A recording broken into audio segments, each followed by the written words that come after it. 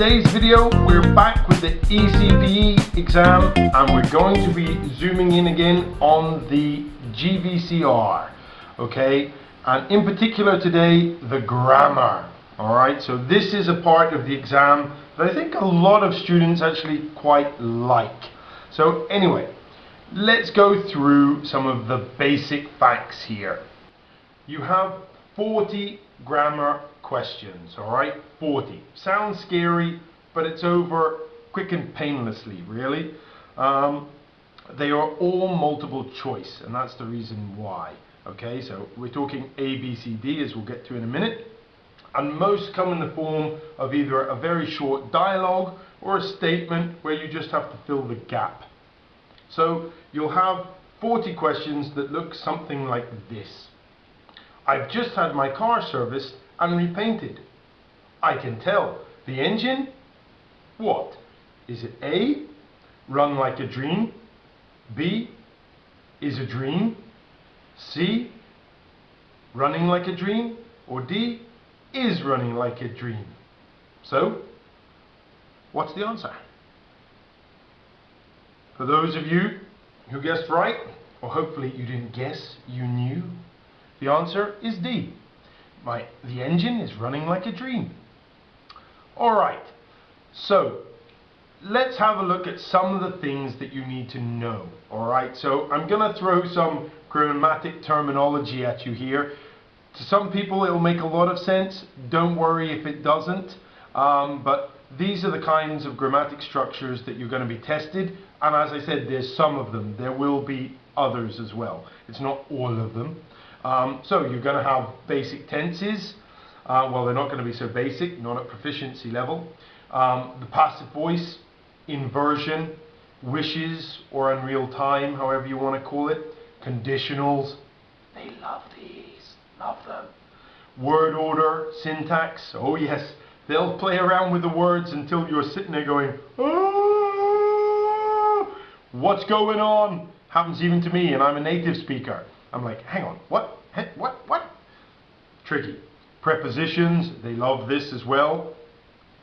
Emphasis, relative clauses, sounds scary, but all it is who, which, blah, blah, blah. The causative, modal verbs, and they love, and I mean they love, gerund, infinitive, bare infinitive, all these kinds of things. So these are the grammatic points that you should know about and you should be able to recognize. And again, it really depends what kind of learner you are. Some people want to know all these things and want to know what they call them and all the terminology. Other people don't, and they just have a feel for the language and they don't need all this. Whatever, flicks your switch. Alright, anyway, so let's get down to the tips. First of all, as always, because it's multiple choice, eliminate answers, okay, and options. And this works really well. For example, I've just had my car serviced and repainted. I can tell. The engine, now, we already know the answer to this, okay? But for example, you should be able to say, well, it's not run like a dream because it's an engine, it's an it, so it should be runs like a dream, so that's wrong. And it's not is a dream, so at least then, you're between C and D, you're 50-50, okay? And quite a lot of the time, you'll find yourself in that predicament. But it helps. 50% chance is better than 25%, trust me. So, eliminate answers. Next one, read the whole sentence. And this, believe me, is tricky. So sometimes, you will get an option and one of the answers, will fit in to the gap. But when you read the whole sentence, it doesn't actually make sense. And this is really tricky. And this is there, so if you're going really, really fast, which let's face it, a lot of you are because you want to save time, you can easily lose a mark. So make sure you take the time to read the whole sentence. For example, okay, I don't expect John something, the report by the end of the week. What is it? I don't expect John finished the report. I don't expect John to finishing, to have finished, be finished. The answer is, what is the answer? Actually, I've forgotten. To have finished is the answer, C. But if you look closely, you actually, if you just read, I don't expect John finished the report, that makes sense. You know, that's fine grammatically. But as soon as you read, by the end of the week, that doesn't make sense. So you do have to be careful. Read the whole sentence. Third, work out what is being tested. And again, this is useful for some students.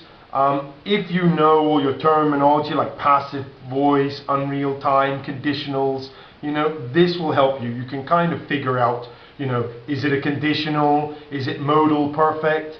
And as I want to stress, I don't want to freak a whole pile of students out there going, oh my God, what is that? Yeah, again, some students don't need to do this. They just use their knowledge and their feel for the language, and that also works. But if you do know the terminology, you know, it can help you, especially at the proficiency level. Personally, I think it's kind of necessary. So, Janet, something, her test, but she felt awful and had to leave. So if you look here, you can see should, must, okay, so they're testing modals here. Alright, so is it Janice should finish her test, but she felt awful, must finish her test, must have finished, or ought to have finished her test, but she felt awful and had to leave? The answer is D. Okay, ought to have finished her test, but she felt awful and had to leave. So she should have, but she couldn't, because she felt sick. Alright. Use your instinct. So for all the Jedis out there, use the Force, Luke. Use the Force. It's exactly the same. Those people out there who've been doing English and your proficiency level now, well, yeah, you've probably been doing English for at least 5-6 years, probably even more. So you kind of know what sounds right, and you really have to use this. So use your instinct, okay? Read the sentence to yourself and add what you're going to put in, and make sure it sounds right, because a lot of the time they're really sneaky. They'll like leave a preposition off, or leave an S off, or something really, you know, so it's it's almost correct, but not quite. Yeah, so, you know, but use your instinct, because you know what sounds right, especially in things like this, okay? Something that they had forgotten their passports, okay? Little did they know, little knew did they, little they know, little did they knew, okay? So some of you out there will be like, woohoo, candy time, this is an inversion, yeehaw! Others will be sitting there going, ooh, that's tricky, and it is tricky. But the answer is A, okay? Little did they know that they had forgotten their passports. It's an inversion, and they love inversions, or inversion I should say, in this test. Alright, so the final thing I can say here is, when you're doing practice tests, the best piece of advice I can give you is look at the mistakes that you are making and learn from them. That's the whole point of doing the practice tests. If you're not actually going over your errors, you're wasting your time pretty much, alright? You must go over your errors. Usually your teacher will be able to look at some of your errors and tell you what you need to revise. So show your teacher, alright? Ask someone and say, I got this wrong, this wrong, this wrong, and your teacher will be like, oh yeah, I can tell from, you know, 2 of these mistakes are the conditional. Go into unit 13 and revise the conditional. Or even better, if they're a good teacher, they'll give you some extra practice at conditionals and explain it to you again. Alright, so, and this will really improve your marks, because they do, as you saw, test the same kind of things again and again. Alright, so that will definitely boost your marks. Remember, generally, there's nothing wrong with making mistakes as long as you learn from them. And the funny thing is, especially, you know, and I'm guilty of this as well, you know, we're doing so many practice tests and things, a lot of the time we don't pay enough attention to those errors and those mistakes. And that is a mistake in itself. So, thank you very, very much for watching. If you need any grammar help or anything like that, come find us on Real English and we'll be more than happy to help you out. Alright? Thanks for watching, guys. Bye for now.